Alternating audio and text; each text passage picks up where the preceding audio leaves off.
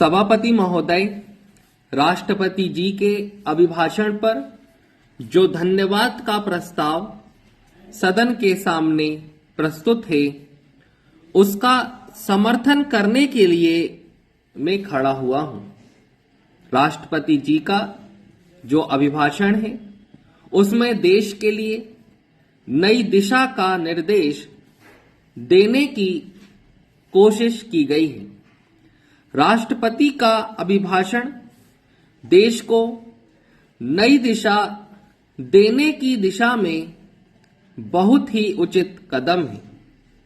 पहला है, समाज का अत्यंत गरीब वर्ग, जिसे हरिजन या आदिवासी कहते हैं, उसकी आर्थिक दशा सुधारने के लिए पूरी कोशिश की गई है। महंगाई रोकने के लिए ठोस कदम उठाना और तीसरा, जनता पार्टी की पैदा की गई स्थितियों को पूर्ण रूप से समाप्त कर शांति स्थापित करना। चौथा है, आर्थिक स्थिति को मजबूत करना। पांचवा है, किसानों की हालत सुधारने के लिए योजना बनाना। और छठा है, नेहरू जी की विदेश नीति का अनुसरण। इन 6 भागों में राष्ट्रपति के अभिभाषण को बांट देंगे तो देखेंगे कि इससे अच्छा दिशा निर्देश और दिया ही नहीं जा सकता था। मैं पहली बात की ओर आपका ध्यान आकर्षित करना चाहता हूं। आज समाज का गरीब वर्ग, जिसे हरिजन और आदिवासी कहते हैं, उसकी आर्थिक स्थिति काफी गिरी हुई है। आज आप उस गांव में जाएं जहां हरिजन और आदिवासी रहते हैं, तो उसकी आर्थिक दशा और उनका रहन सहन देखकर आप यह महसूस करेंगे कि यह तो आदमी के रहने का घर नहीं है, बल्कि पशु के रहने का घर है।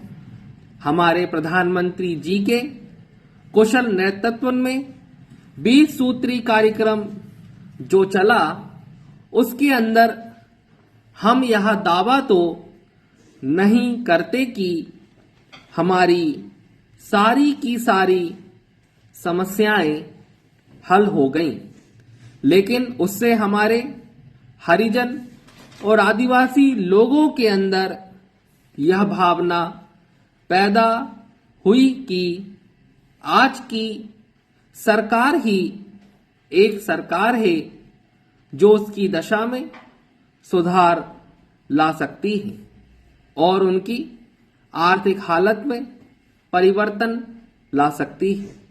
मैं इस संबंध में कुछ सुझाव भी आपके सामने रखना चाहता हूं। आप जानते हैं कि 20 सूत्री कार्यक्रम के अंतर्गत हरिजन और आदिवासी को कुछ जमीन दी गई है, परंतु लोकदल तथा अन्य सरकार के जमाने में उनकी वह जमीन जो उनसे छीन ली गई थी, उनको फिर से उस पर बसाने की कोशिश की जाए। मैं सरकार से यह कहना चाहता हूं कि हरिजन को सिर्फ जमीन देना ही काफी नहीं है, उनको जमीन अवश्य दी जाए और इस काम को वह अपना मुख्य काम समझकर करें। लेकिन इसके साथ साथ उनकी शिक्षा की जिम्मेदारी भारत सरकार अपने हाथ में ले और प्रत्येक इलाके में तहसील के स्तर पर एक स्कूल हरिजन बच्चों के पढ़ने के लिए बनाया जाए।